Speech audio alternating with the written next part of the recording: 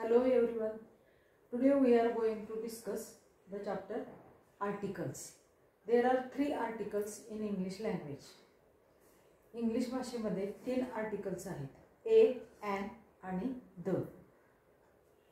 म्हणतानाच असं म्हणायचं आपण इनडेफिनेट आर्टिकल्स ए, एन. ए आणि एन हे काय आहेत तर इनडेफिनेट आर्टिकल्स आहेत. इनडेफिनेट आर्टिकल्स आहेत आणि द हे डेफिनेट आर्टिकल आहे. द हे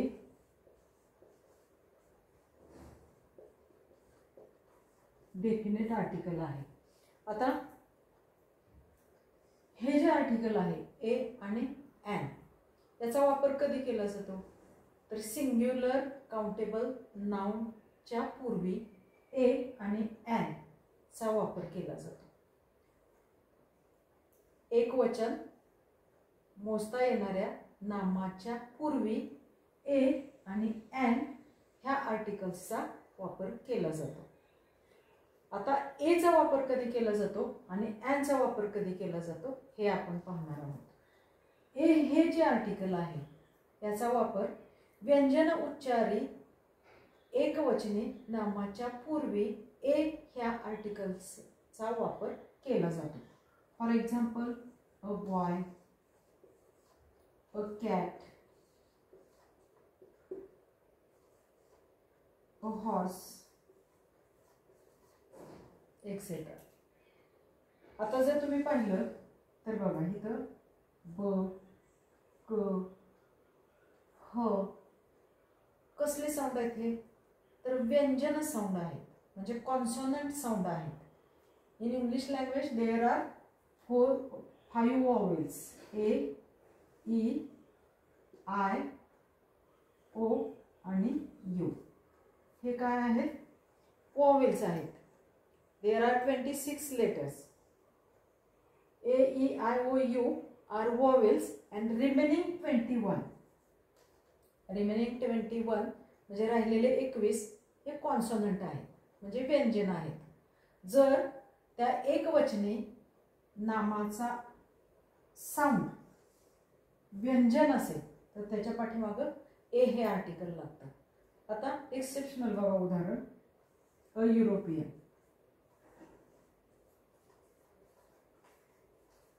actually it is a vowel.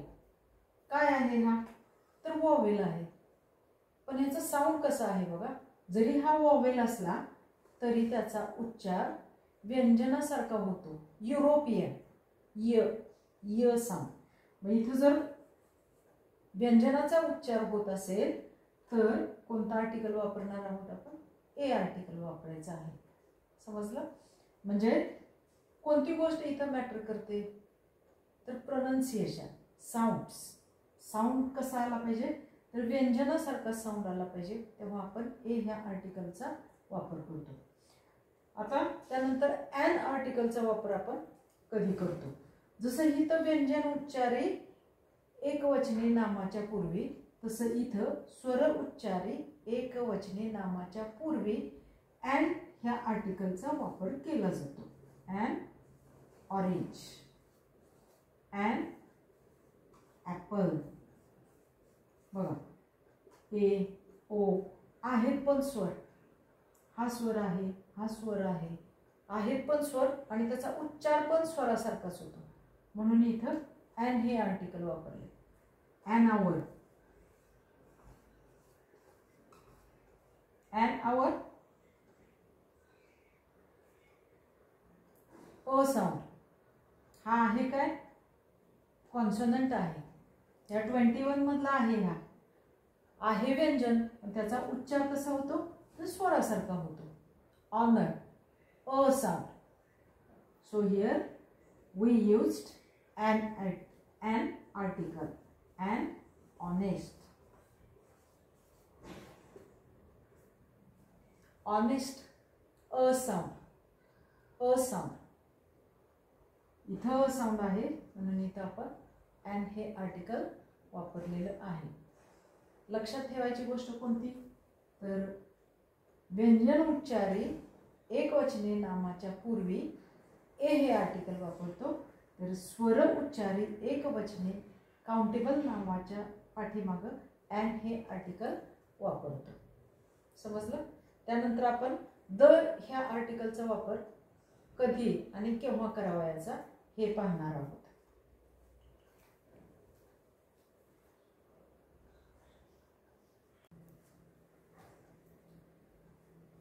ए आणि एन यांचा वापर कसा करावयाचा वाक्यामध्ये, यानंतर आपण द ह्या आर्टिकलचा वापर कुठे कुठे करावयाचा या गोष्टी मी तुम्हाला सांगणार आहे. प्रथम युनिक थिंग्स.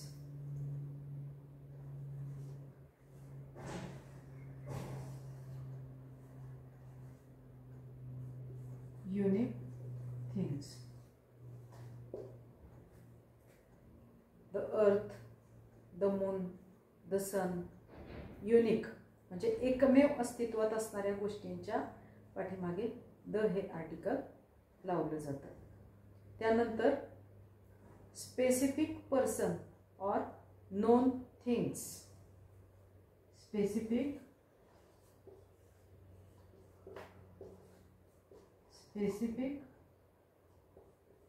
नोन थिंग्स और पर्सन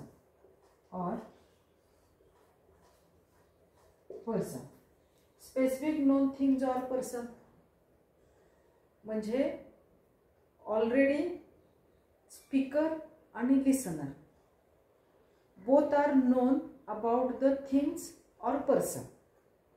अशा वेळी द हे आर्टिकल वापरतात. For example, I have a purse, the purse is very beautiful. आता पहिल्या वाक्यात मी जी पर्स वापरली होती ती पर्स म्हणजे एनी पर्स, म्हणून तिथं ए हे आर्टिकल वापरले. नंतर मी त्याच स्पेसिफिक पर्स बद्दल बोलत आहे म्हणून तिथं द हे आर्टिकल वापरलेलं आहे. समजलं. स्पेसिफिक नोन थिंग्स और पर्सन. त्यानंतर नेम्स विथ सुपरलेटिव्ह ॲडजेक्टिव्स.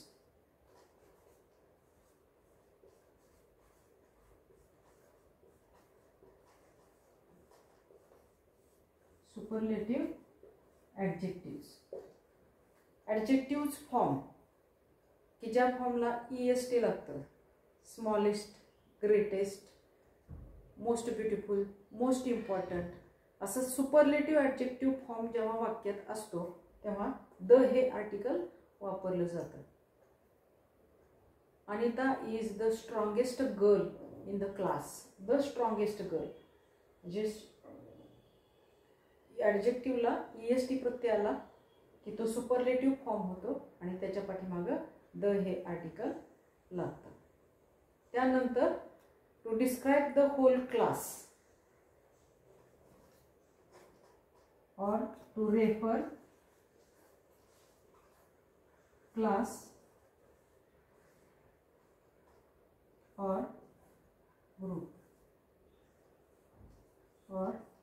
ग्रुप. जर एखादी व्यक्ती एखादं नाव त्या समूहाचं, त्याच्या ग्रुपचं जर प्रतिनिधित्व करत असेल तर त्याच्या पाठीमागं द हे आर्टिकल लागतं. The cow is a domestic animal. The cow. आता इथं ही जी काऊ आहे ती काय करते, तर एक गाई आपल्याला सर्व त्या तिच्या ग्रुपबद्दल किंवा समूहाचं ती प्रतिनिधित्व करते आणि सर्व गायी कशा आहेत त्याबद्दल माहिती देते. म्हणजे ग्रुपचं प्रतिनिधित्व करणारं जर तिथं नाव असेल तर त्याच्या पाठीमागं पण द हे आर्टिकल लागत असतं. त्यानंतर ordinal numbers.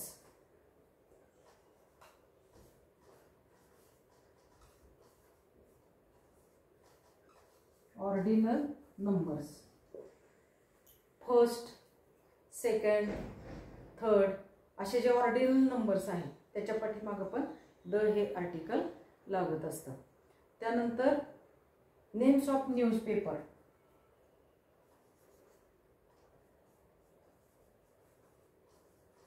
Names of newspaper.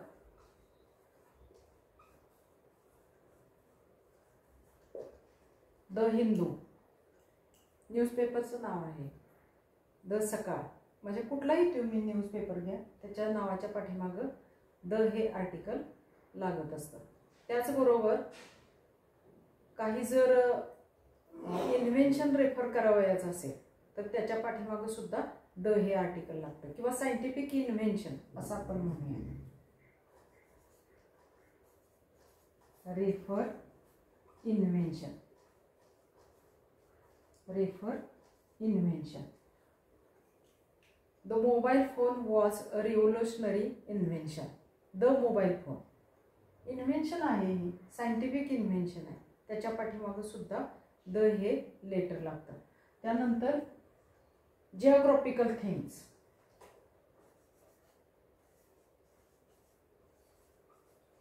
Geographical things.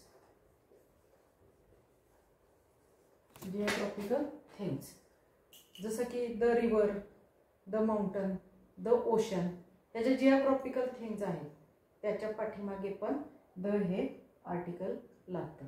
आता तुम्हाला ए, ॲन आणि द ह्या आर्टिकल विषयी कुठलीही मनात शंका राहिली नसेल. व्यंजन उच्चारी एकवचनी नामाच्या पूर्वी ए हे आर्टिकल, स्वर उच्चारी एकवचनी नामापूर्वी ॲन हे आर्टिकल. तर इथं ह्या ज्या सर्व गोष्टी दिलेल्या आहेत त्या सर्व गोष्टींच्या पाठीमागे द हे आर्टिकल लागतं. आता द हा जो साऊंड आहे त्याचं कधी द आणि कधी दी असा उच्चार होतो ते आपण पाहणार आहोत.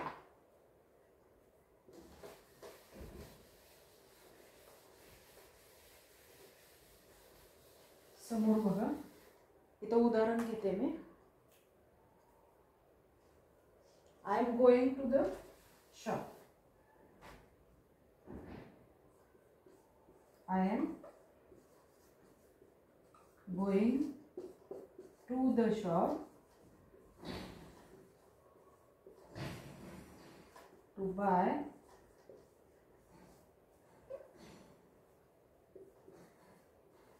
the eggs. I am going to the shop to buy the eggs. आता इथं मी द असा उच्चार केला, इथं दी असा उच्चार केला. प्रोनाउन्सिएशन मधला फरक लक्षात घ्या. इथं द असा उच्चार केला किंवा प्रोनाउन्सिएशन केला का, तर इथं व्यंजन आहे. व्यंजन आहे.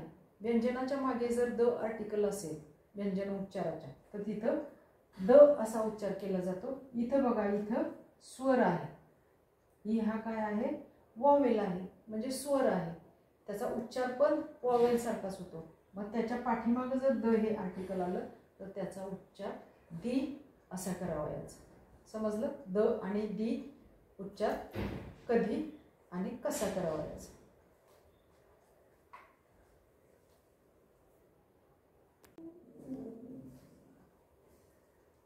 बघा, आतापर्यंत आपण ए, ॲन, द ह्या आर्टिकल्सचा वापर कसा करावायचा हे शिकलो. पण बऱ्याच परीक्षातून अशी उदाहरणं असतात की तिथं 0 आर्टिकल असतात किंवा नो आर्टिकल असतात, असे कन्फ्युज्ड क्वेश्चन्स असतात.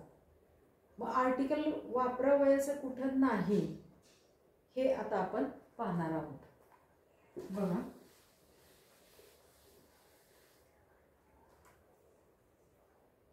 जर आपण मिल घेतलं, mill,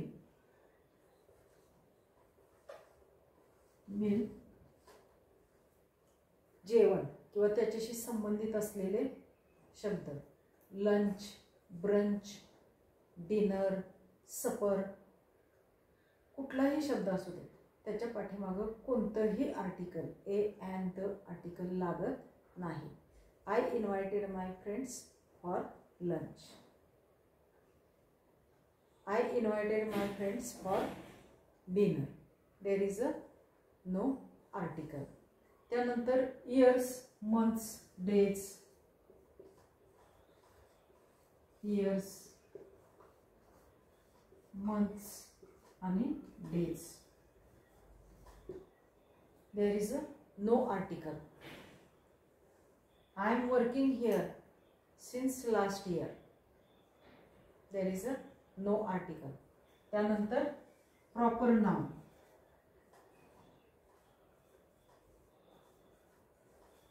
proper noun. Proper noun आणि कॉमन नाउन यातला फरक तुम्हाला समजतो. बॉय हे कॉमन नाउन आहे, राहुल हे प्रॉपर नाउन आहे. The Rahul, the Sunita, no. Proper नाउनच्या पाठीमागं कधीही आर्टिकल वापरावयाचं नाही. त्यानंतर ॲब्स्ट्रॅक्ट नाउन.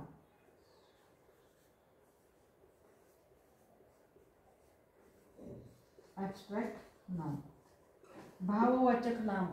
भाववाचक की ज्याचं चाचीचे मधील असा प्रत्यय येतो त्याला आपण भाववाचक नाम असं म्हणतो. Love, fear, happiness, honesty, joy etcetera. ही सर्व काय आहेत? ही सर्व काय आहेत? ॲब्स्ट्रॅक्ट नाउन आहेत आणि त्याच्या पाठीमागं कधीही आर्टिकल लागत नाही. For example, the love of God. The love of God, no article. म्हणजे कुठलंही ॲब्स्ट्रॅक्ट नाउन असू दे त्याच्या पाठीमागं कधीही आर्टिकल कोणतंही वापरावयाचं नाही. त्यानंतर स्पोर्ट्स नेम.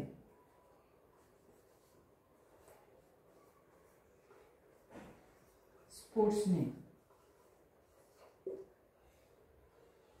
स्पोर्ट्स नेम कुठल्याही खेळाचं नाव असू दे त्याच्या पाठीमागे कधीही आर्टिकल वापरावयाचं नाही.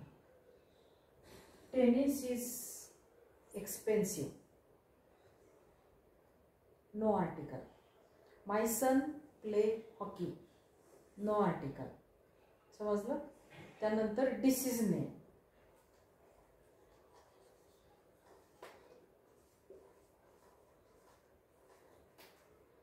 Disease name. TB, cancer, diabetes etcetera. He suffers TB from last 6 months. There is a no article. She faces cancer, no article. त्यानंतर material noun.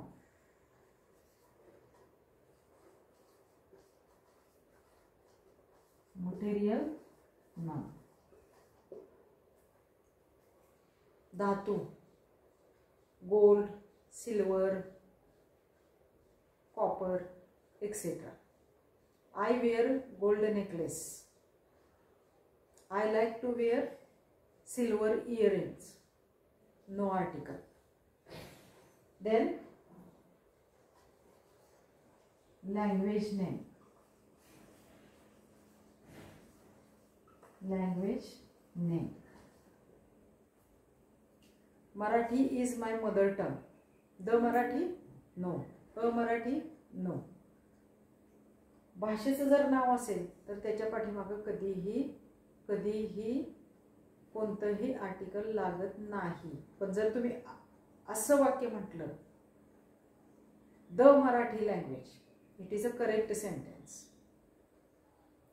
Proper noun Marathi नंतर जर लँग्वेज शब्द वापरला तर तिथं द हे आर्टिकल येतं. I like English, correct. I like the English, incorrect. I like the English language, correct.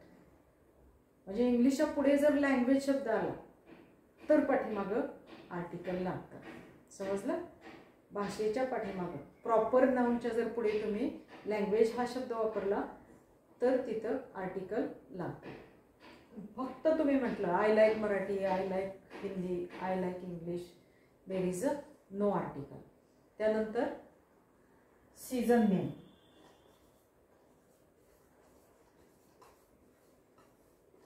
Season name. Winter, summer, autumn, fall etcetera. I like rainy season. I went to go at Mahabaleshwar in the rainy season. काय केलं मी इथं? The rainy season. रेनीच्या पुढं season शब्द आला म्हणून तिथं the article. फक्त season म्हटलं, I like winter, I like summer, we enjoy summer, there is a no article. पण प्रॉपर जर सीझनच्या नावानंतर तुम्ही सीझन शब्द वापरला, म्हणजे autumn season, winter season, summer season, fall season, तर मात्र त्याच्या पाठीमागं द हे आर्टिकल लागतं. पण फक्त जर सीझनचा उल्लेख असेल तर त्याच्या पाठीमागं प्रॉपर नाउन असेल तर त्याच्या पाठीमागं कधीही आर्टिकल लागत नाही. त्याचबरोबर कंट्री, कंट्री नेम,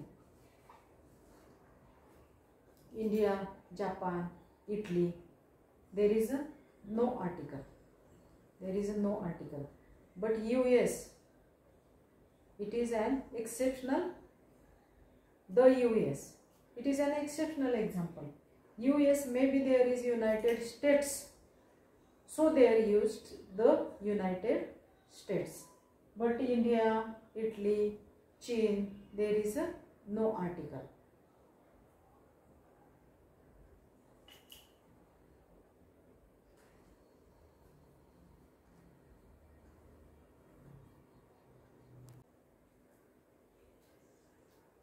बघा, आता ह्या ज्या सर्व गोष्टी आहेत, ह्या सर्व गोष्टी आहेत त्याच्या पाठीमागं कधीही आर्टिकल लागत नाही. तर आता तुमच्या लक्षात आलं असेल ए, ॲन आणि द ह्या आर्टिकल्सचा वापर कधी करावयाचा आणि कधी करावयाचा नाही.